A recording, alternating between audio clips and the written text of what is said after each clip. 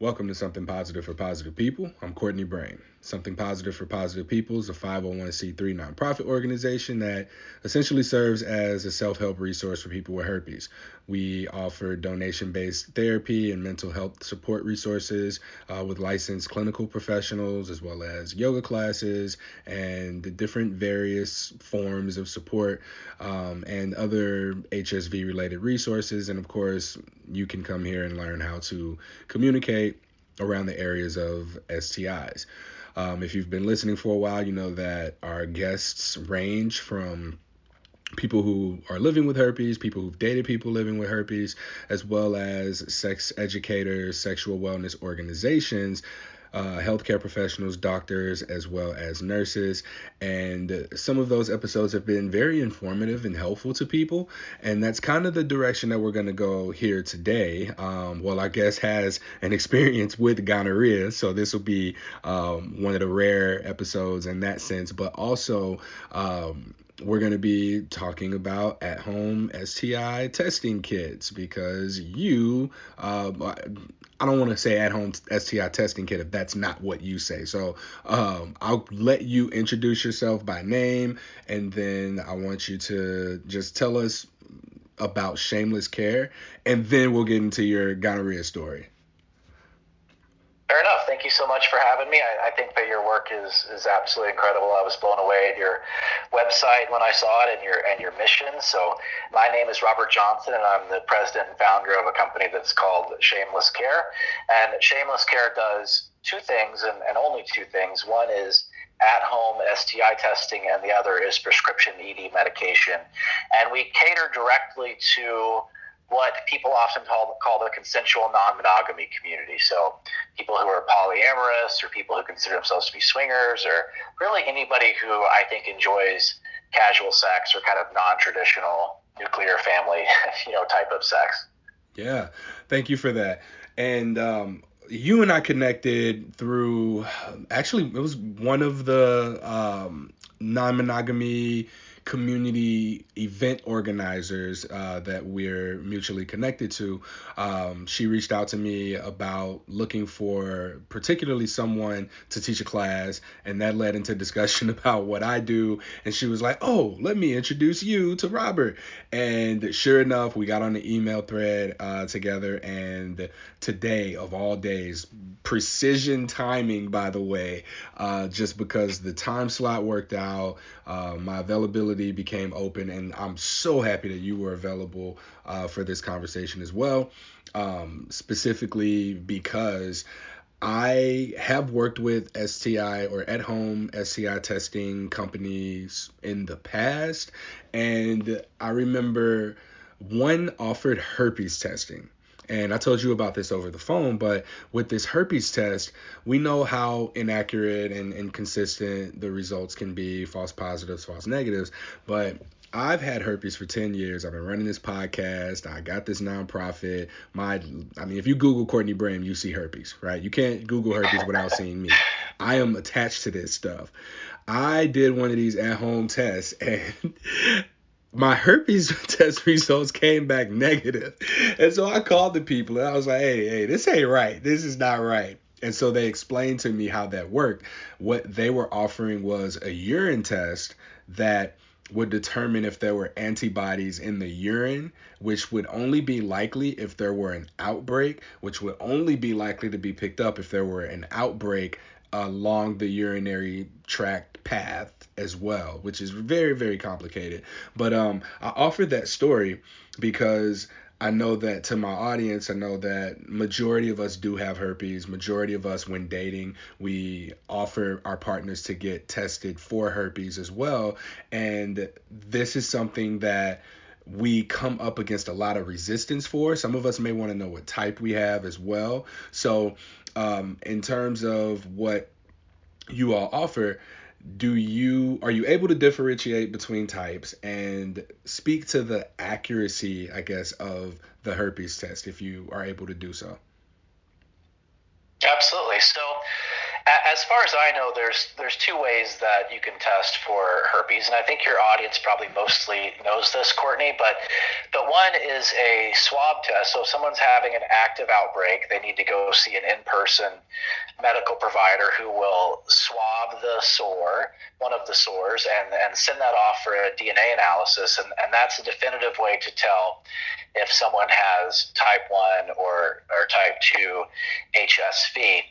The other way is through an antibody test, which is a blood test, and that explains if your body has developed antibodies to the virus. And that is the test that the CDC doesn't actually recommend because it does have a higher than usual false positive rate. And also they say it doesn't really seem to change people's sexual behavior. I'm sure it does for certain individuals, but I guess on the macro level, it doesn't seem to change people's sexual behaviors. But I've never heard of a urine test for that. I'm not doubting the people that you spoke to, but I'm certainly not familiar with that. And then to answer your question about can we differentiate, my company unfortunately only offers an antibody test for HSV2, and that is simply because we're doing at-home HSV testing, and that was the only type of test that we were able to get our hands on, unfortunately. I wish we did have one for HSV1 and HSV2, but HSV2 was the only one that we could get a hold of, and there are certain limitations with at-home testing versus when someone goes into a urgent care or something like that for testing. But the antibody tests at the end of the day are a little problematic, but I'm sure that your audience probably is already aware of that. Yeah. And with this antibody test, are you testing the blood? Blood test, yes. All right. Just wanted to confirm because the urine test definitely threw me off. So I stumbled into this space. I got diagnosed with herpes and found out people wanted to kill themselves and decided to try and create something that would hopefully make people not want to kill themselves. And here we are, almost 6 years later, something positive for positive people.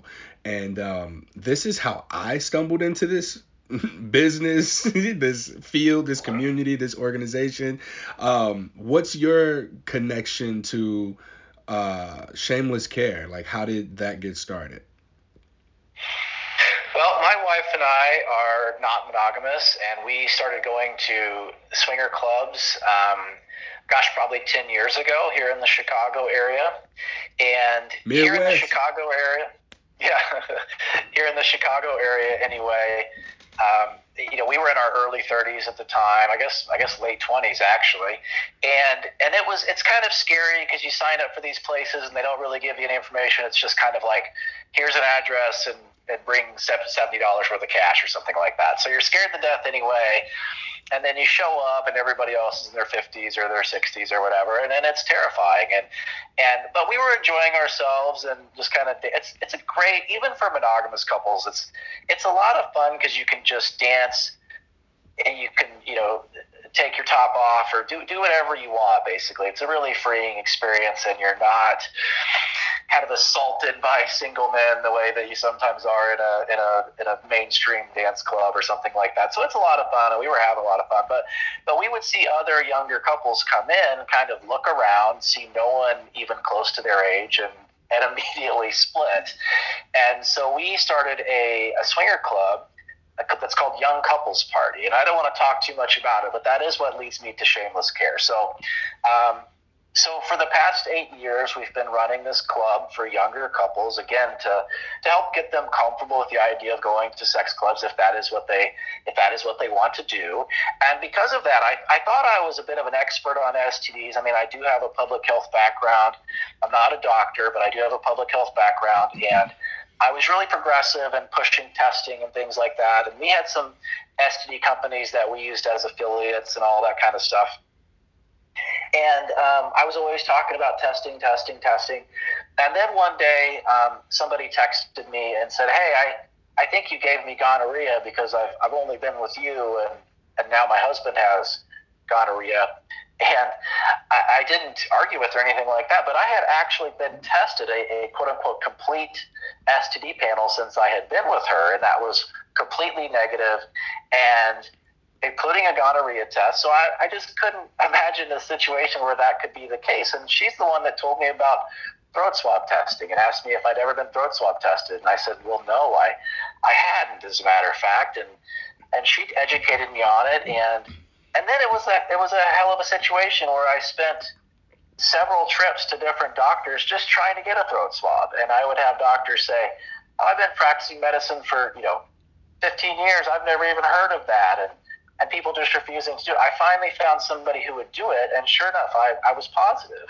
And I had a completely asymptomatic oral gonorrhea infection that I had no doubt given to this young woman, and she had in turn given it to her husband, and I felt really bad about that. I didn't feel bad about it from a moral point of view. I didn't feel like I was a worse person because I had gonorrhea, but I felt bad as a professional in this space who didn't know that, who didn't know about throat swabs. I felt really irresponsible, and so that's really what leads me to Shameless Care. As I spent the next few years really trying to get somebody else to do this, trying to get another online, because a lot of people like the discretion of online, particularly people who are living lifestyles where they may be closeted for whatever reason, and most swingers probably are for sure.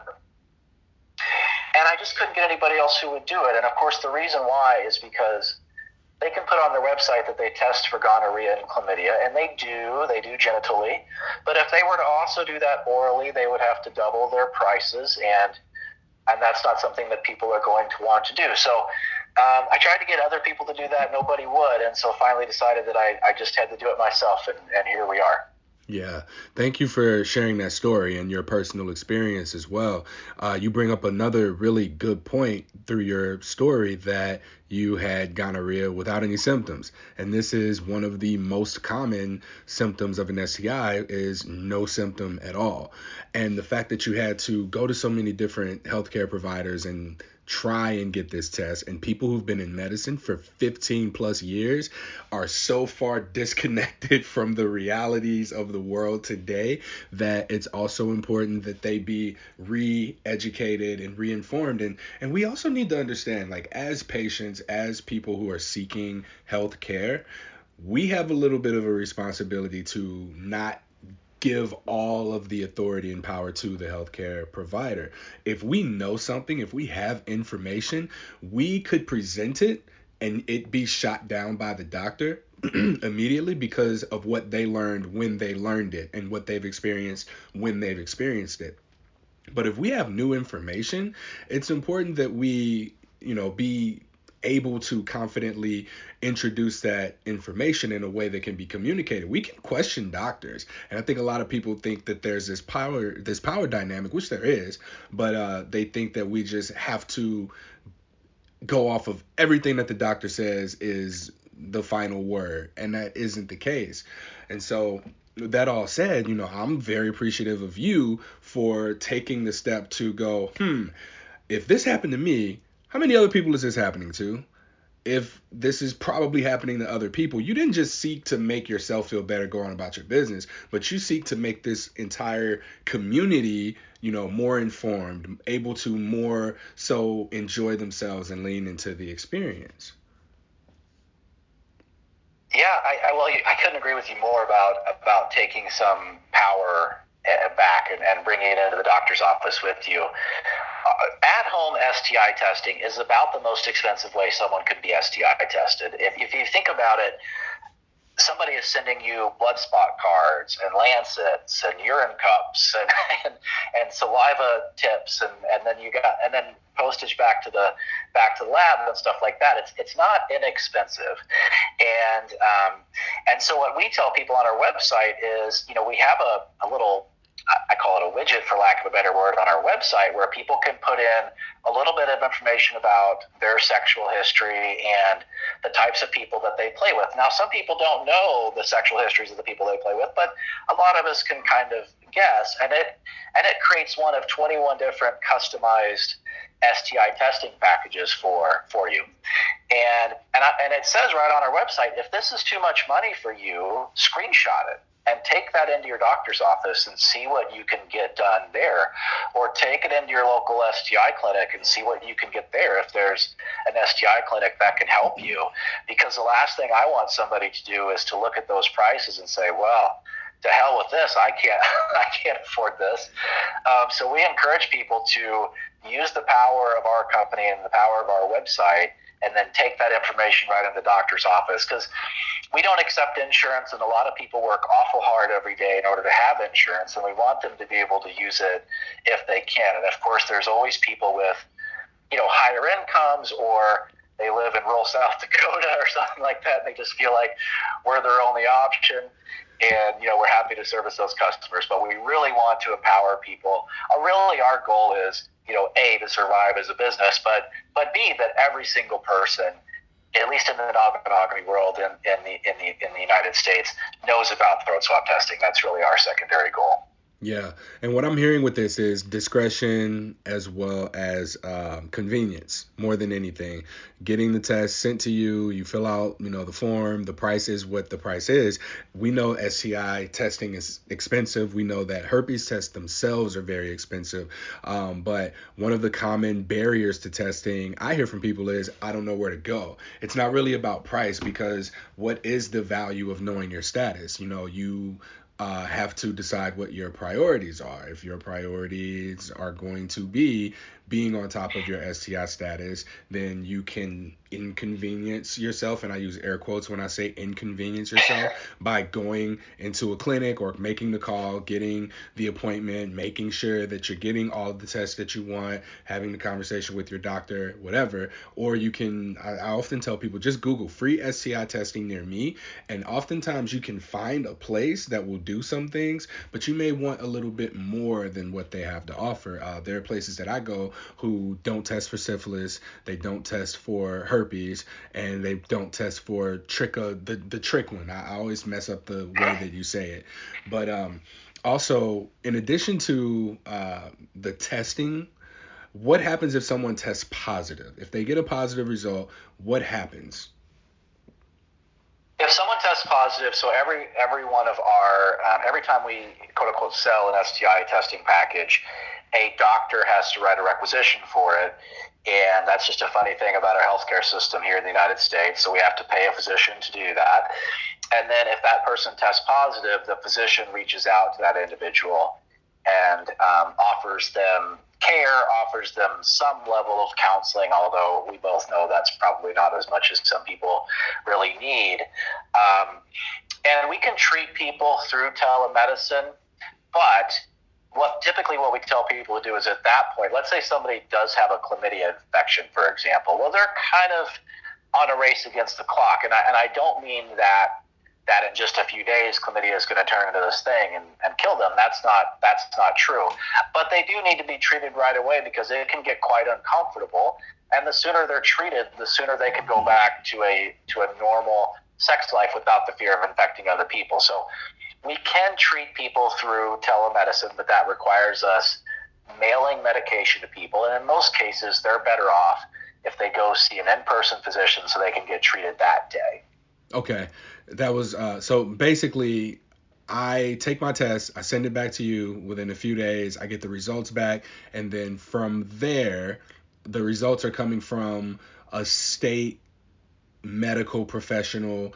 How do I get my prescription? It's basically, I want to summarize that. How do I get the medication for treatment? Okay. Well, the physician is already licensed in your state, so we have physicians in all. I shouldn't say physicians, because these are healthcare providers. Some are MDs, some are DOs, some are nurse practitioners, so on and so forth. So forgive me for saying doctors. They're not all doctors, but they can all write a prescription anyway.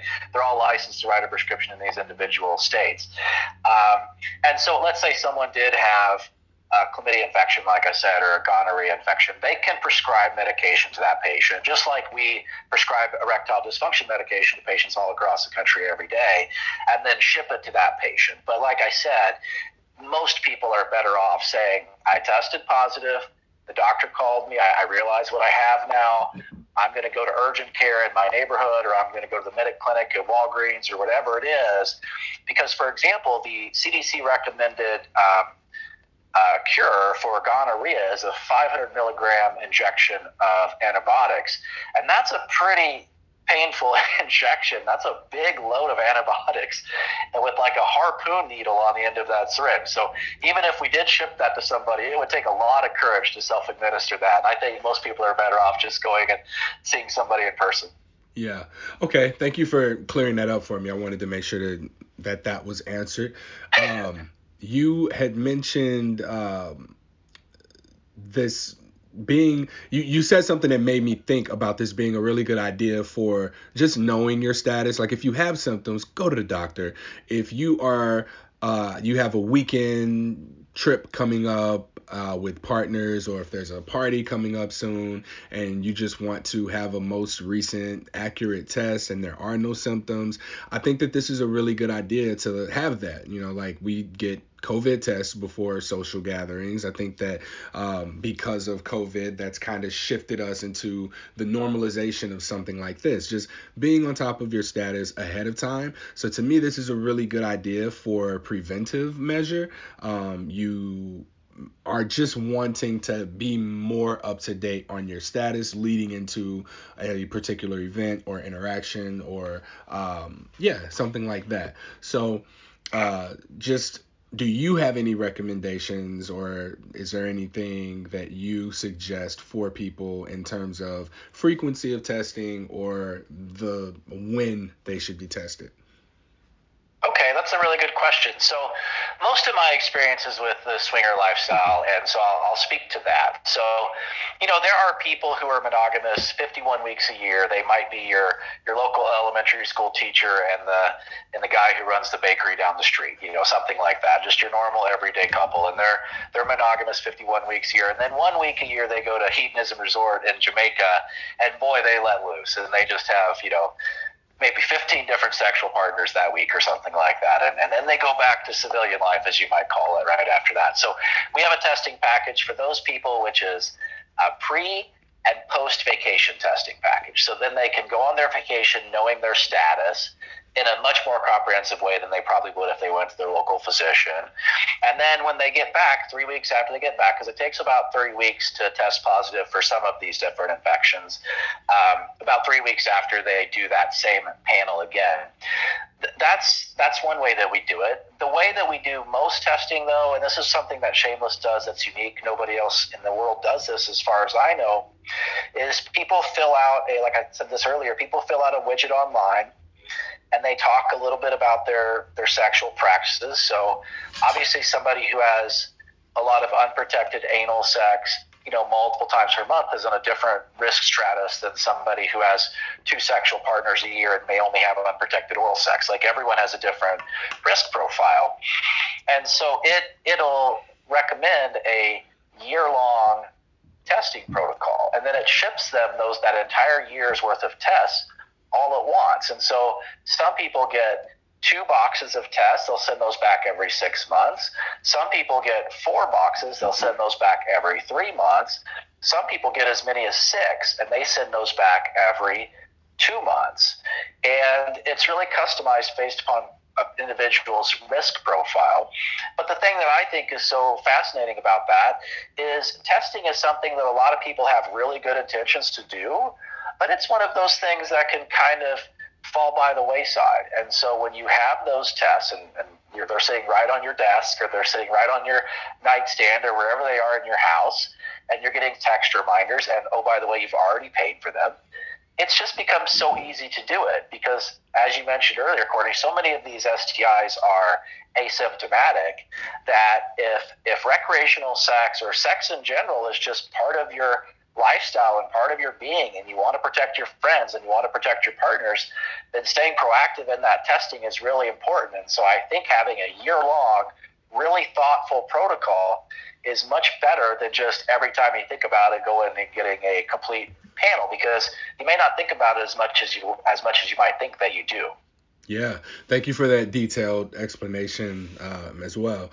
And the offering of knowing for the year. I understand why you cater to the non-monogamous community. I absolutely do. And something that I speak to in day-to-day interactions with people is that monogamous people can learn things from non-monogamous communities as well. One of the beefs that I have with the CDC, you mentioned earlier that the CDC mentions that even knowing your herpes status, I don't know if we were herpes status, I believe, doesn't change sexual behavior. Was it herpes status that you were speaking to specifically? They're specifically talking about the antibody test. Okay. And I don't know. It's probably footnoted, Courtney. I've not followed that's I wanted to trail to see. Yeah, that's there. I just don't remember where it was. But I know that was like one of my gripes that I have with the CDC's STD prevention methods is that they said something somewhere on the website that if a person tests positive for herpes, even if they get this positive result, sexual behavior does not change. And that is a lie because the survey of 1,100 something people that I've done has demonstrated a lot of behavior changes across the board between choosing to have sex again, how they have sex again, whether or not they disclose to a partner, how they disclose to a partner, and how they overall, like, sex aside, how their behavior is with themselves, which by default changes their sexual behavior. But the reason that I bring that particular thing up is I actually forgot why I brought that up, and I needed to bring it back full circle to cover that particular point of the point that you were making. And yep, I lost it. So what we're going to do now is just shift over to the lessons from the monogamous community. Oh, I remember what I had now. Wow, it took all of that for me to get back to this point. So the CDC's STD prevention efforts really default to wear a condom, know what your status is, practice mutual monogamy, and that one for this conversation, I have such a problem with. It's like practice mutual monogamy. Okay, with Bumble, Tinder, Hinge, Field, hashtag open, positive singles. There are so many dating apps out here. Your next sexual partner, even if you are monogamous, is a thumb swipe away. And I really hate how stereotyping and stigmatizing the CDC is with practice mutual monogamy as a form of STD prevention, because it dismisses monogamous people who will have sex with a different person between each and every relationship under the guise of monogamy, out of, I'm not non-monogamous, I'm monogamous, but I'm having sex with more people than a non-monogamous person could. So it just defaults to the stereotype that non-monogamous people are not safe, and that it's not possible for someone to have two partners over the course of a year versus a monogamous person being at greater risks, and I use air quotes when I say risk, having 300 partners over the course of a year and still claim to be monogamous. Yeah, you're exactly right. Labels are really problematic for that reason, but you're exactly right. And like I said earlier, my wheelhouse is really in the swinger community and in polyamory fields. That's really kind of what I know the best, so it's often what I speak about. But I can tell you that those people are extremely conscientious about STIs, and they're getting tested all the time. They know their status. They have those conversations. And you're exactly right. Somebody who may consider themselves, there's monogamous and then what people call serial monogamy. So like, I dated this person for 2 weeks, and I dated this person for a week, and I dated this person. Well, they're like you said, they might have a sex with 100 people that year, but they consider themselves to be monogamous. So yeah, labels are problematic for sure. And at the end of the day, they're important. They help us identify in certain circles and things like that. But they can also be really problematic for sure. Yeah.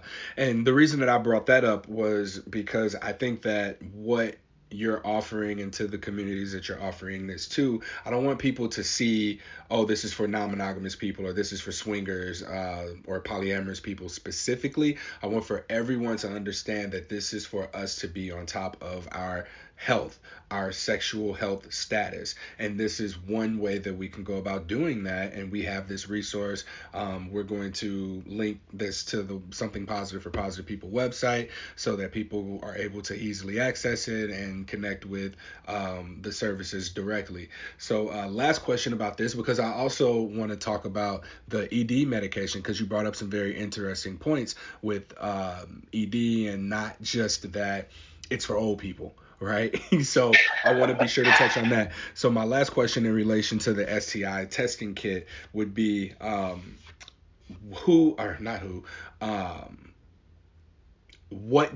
is there anything that you don't test for? Let's ask that. There are, and that's true of any STI testing program. So if you go to the World Health Organization, I think I don't remember the exact number, but something like 150 different STIs. Oh. So you're not going to be tested for all of those, whether you go to your doctor or a clinic or an STI clinic or anything like that. One of the things that I like to talk to people about is strep throat isn't considered to be a STI, but I can tell you that on something like a swinger cruise, that is definitely what most people seem to catch. And if you think about it, it's a bacterial infection that people have contracted from being in close quarters of people, potentially from making out, stuff like that, the same way that a lot of STIs spread, and it's cured with a simple antibiotic in the same way that a lot of STIs are as well. So no, we don't test for everything. The main difference between us and every other STI platform is probably the throat swab testing. So it seems to me that every other STI testing, online STI testing company, and I probably haven't seen them all, Courtney, so don't hold me to this, but the ones that I've seen, and I don't want to name anybody, they have clearly chosen a target price that they feel like people will pay for STI testing, and then filled that basket with tests. So they may have said to themselves, well, $169 is the target price. That's what most people pay for an STI panel. So we'll put in HIV, and we'll put in hepatitis B, and we'll put in a gonorrhea and chlamydia urine test, and we'll put in this other thing. But now that test now costs as much as we can afford to sell it for, so we're done. We really looked at it as, what are the most common STIs? Which ones spread the easiest? Which ones do people really need to be tested for? And then just let the chips fall where they may in terms of prices. And almost all of us who are selling at-home STI tests are all selling them basically from the same lab, which is Molecular Laboratories in the state of Washington, and we're all basically paying the same price for those tests. So I can take a look at another at-home STI testing website, and I can see their price, and I know exactly how they came to that price. And like, for example, well, they didn't want to add another viral test because they would have to put in an entirely new blood spot card. You can only put 3 blood-borne infections on a single blood spot card. And if they added a fourth, I hope this isn't getting too into the weeds, but if they would have added a fourth, that would have increased their cost by about $20 just for the extra blood spot card. And then the cost of that additional assay on top of that. So it's pretty clear to me that the difference is, we're trying to run a business, but what we're trying to do is help people and then survive as a business. We didn't start this business to make money. And that, I think, is the big difference. To get back to your point, Courtney, because I do think it's an important one, why did we choose to focus on people who consider themselves to be non-monogamous? I just felt like those were the people that I was the most drawn to, because that's my background, that's my experience. I've been in the playrooms at Desire in Mexico, for example. I've seen how people have sex. I've seen that people often don't use condoms and things like that for oral sex. And I think that's probably how most people play across the country. But that was the group, that I was most drawn to. But at the end of the day, STIs are STIs. And anybody who's having sex with other people is basically susceptible to the same things. And one of the things that we did, which I think is an important part for your listeners to know, is that we didn't white label anything. So yes, our website says Shameless Care, and that's where people order their STI testing, and that's where people order their ED meds. But the medication bottles don't say Shameless Care on them. They say our pharmacy partner's name, which is Mint Pharmacy in the state of Florida. And the STI tests say Molecular Laboratories on them. And the reason why we did that is, if somebody's let's say there's Mr. Jones out there in Idaho has our ED medication, and his kids see it. Well, Dad's a 50-year-old man. He has ED medication. No big deal. But if it says shameless care, that kid might Google that and say, "Oh, Dad's a swinger," and we didn't want that to be the case. So we didn't white label anything. Everything just literally says the name of the laboratory and the pharmacy, and left it at that. So it's very discreet from that point of view. No one has to identify as being polyamorous or a swinger to enjoy our services. Yeah, I love a good origin story, and I love how it ties into your personal life. And here's where we are now. You know, you're servicing a community that you're connected to, that you're part of, that you've grown and developed through, and here you are. So thank you for that. Transitioning over to the ED conversation that we were having. I mean, I don't imagine that we'll be here super long, but I thought it was just really interesting how we're talking about ED medication in the swinger community, and some of the, I guess, like performance anxiety, utilizing ED meds for performance anxiety, and not because, you know, you're 50 years old and maybe struggling with getting or maintaining an erection. So can you talk to me about your motivation for that? Absolutely. You know, in the non-monogamy field anyway, and again, that's what I'm familiar with. There's a lot of pressures. You know, somebody who is polyamorous, for example, may be going and meeting new people all the time and having dates with new people. And I think any of us who have had sex know the pressure of a new partner and kind of how that can feel and how that can affect our bodies. And people who consider themselves to be swingers, or I don't know, no one likes labels anymore, it seems like. There's a lot of people who do things that, you know, 20 years ago, obviously everyone would have said, "Oh, you're a swinger," and now people don't want to identify as such. But, you know, people who have group sex or swap partners or that sort of thing, you know, it's a lot of pressure to be a man in that situation, and you're watching your wife or girlfriend be penetrated for the very first time, and meanwhile you're also with a brand new person, and if you're at a club, there may be other people in the room, and suddenly you're in a very pressure filled situation, and that affects people stronger than I think that they realize. And so we have medical providers in all 50 states. People have to fill out a medical form, which talks about the other prescriptions that they're on, their blood pressure, all that kind of health information. And about 15% of men are declined because they're not healthy enough for the medication, or they have another medication that they're on that is could be problematic. But one of the big differences between our providers and others is that our providers realize that anxiety can be a contributor to ED. And we've had patients who have come to us after going to their in-person doctor and saying something like, "Oh, I don't know, doc, I've just been getting really nervous lately, and you know, I don't know what our language rating is on this episode, but I'll just say my penis isn't working." And, you know, someone in that situation is just as likely to leave that exam room with an anti-anxiety medication prescription than they are an ED medication prescription. And they went in there for an ED medication prescription. So this is one of those things that makes a lot of sense to me and really can improve people's lives. And with the generic medication now, with a medical consultation, valid U.S. prescription, and legitimate medication coming from a U.S. pharmacy right to someone's home, I mean, we're talking about $2 or $3 a pill now, and that is just fantastic. It can help a lot of people. Amen. And speaking of man, since I said amen, what you're speaking to here is an element of health, sexual health, men's health, that I speak to a lot on the podcast. I say sexual health is mental health, and I thought it was interesting that you tied the anxiety meds and the erectile dysfunction meds into one another, because that performance anxiety can contribute to performance sexually as well. And this just brings up my curiosity, and this isn't something that you and I have to speak about specifically, but I want to say this out loud for accountability purposes, to be able to speak to this later, about just how things like what your condom fit would be, or how a condom should fit, how to put a condom on, education around ED medication, and how your health outside of having sex can be influential in that as well. These are things that we don't have access to, or we don't have any sort of incentive to go into as men. And so you brought this topic into this space, and I think that it's my responsibility to be sure to go further into it. So I very much appreciate you for bringing that into this space as well, because I would have never made that connection. Like, ED medication is so far removed from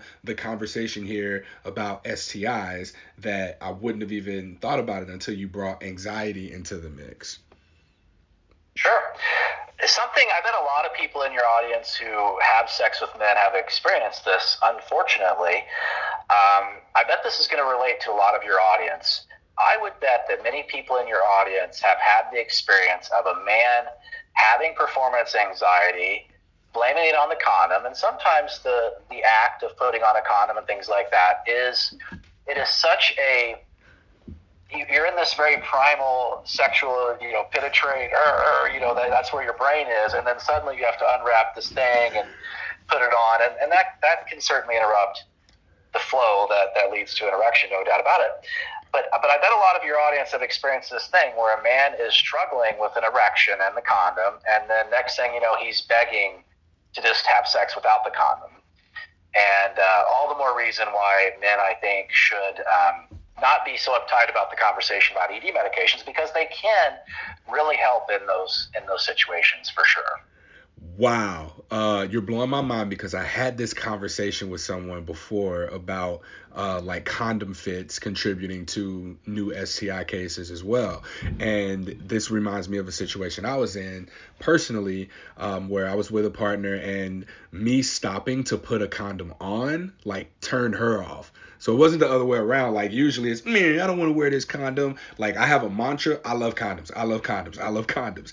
And so I'm going to put the condom on, and she's like, oh, I got really bummed that you started putting that on. And I'm like, all right, you might be turned off by me putting the condom on, but I'm a little bit, suspicious now of, do you tell everybody this? So, that thought process happens, and it's not just how we would think of it to happen, which is men don't want to wear the condom because, speaking, heterosexual, intersex sex happening here, it can go either way, and it's like a not sexy thing. It's not a sexy conversation, but that's what this whole platform of something positive for positive people is about, which is the communication component of sex, and sexual health is part of that, as well as our mental health, as well as our ability to just relate with one another as human beings. I know that we are getting away from wanting to use labels, and we're more so describing the acts, if you will, but who we are, and who we are, how we interact with people, these are all very important things that encompass our sexual health. So I very much appreciate you coming on here and having this conversation. I thank you for your work. I thank you for your contribution here, and I look forward to working with you and starting our going on and being able to offer something positive for positive people, podcast listeners, and nonprofit contributors. I don't know what to call them, but podcast listeners for sure. The opportunity to purchase your testing, inquire on, and purchase ED medication as well for reasons beyond, oh, I'm 50, or oh, my man's having trouble.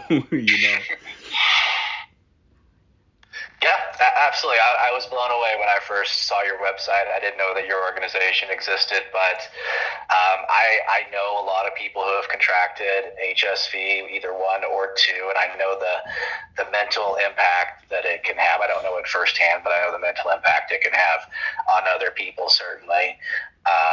I've actually seen people get STI tested. That antibody test comes back for HSV1, which they may have had since their grandmother kissed them when they were 6 months old. Who knows? And it just freaks them out, and they quit the lifestyle. This lifestyle, in case your listeners aren't know, is a term that people often use for swinging. And it's just it's almost like a nuclear bomb went off in their world when people get that diagnosis, and you live that every day talking to people, and that's always seemed like such a shame to me, and I appreciate the work that it's normal that happens, but I'd love to live in a world where people get treatment to help control their outbreaks, control their comfort, things like that. But the mental aspect of it is the minor part of it rather than the major part of it, which it often seems to be. So your work is absolutely amazing, and I appreciate you very much. Thank you. I want to shout out Jenny, who made the website, because before you found it, it looked like a newspaper. I made it and I was managing it. It was so easy to just do what I needed to do. But Jenny came through and cleaned up. So shout out to you, Jenny, if you ain't listening to this, but shout out to Jenny. And yeah, I appreciate you saying, expressing, just like your appreciation for this resource, because, sexual health is mental health. And I often say that so much of our identities is wrapped up in our sexuality, to where when we get this diagnosis, it shatters our sense of self. We don't know who we are anymore. So I hear from people who quit sex, who quit their way of doing things, who think they can't be non-monogamous, who think they have to wear a condom and a hazmat suit every time they have sex moving forward. And that just really isn't the case. So the purpose of this platform is to show other people who are living in a way that directly conflicts with what someone newly diagnosed may believe about themselves and others who are living with this virus. So here's just one more resource here. I'll let you go ahead and plug the website, and I guess whenever we get the affiliate link, we can link that in the show notes, or a promo code or whatever. So just tell everyone how they can find your services. Well, let's sandwich this by you telling them your coupon code, and you right now live on the air get to think of what that should be and say it, and I'll make it for you. That is absolutely SPFPP. So the acronym of something positive for positive people. So I don't know, because I've seen it two ways, like the url.com/SPFPP, or would it be enter promo code SPFPP at checkout? Yeah, well, you're going to have a link that you can post, and so if people just want to go to your website and click that link, that's great. But anybody just listening to your podcast will just be able to go to shamelesscare.com. Whenever they go to checkout, they'll enter in your coupon code, and that'll get them $30 off an STI testing package, or $30 off their first quarter of ED medication.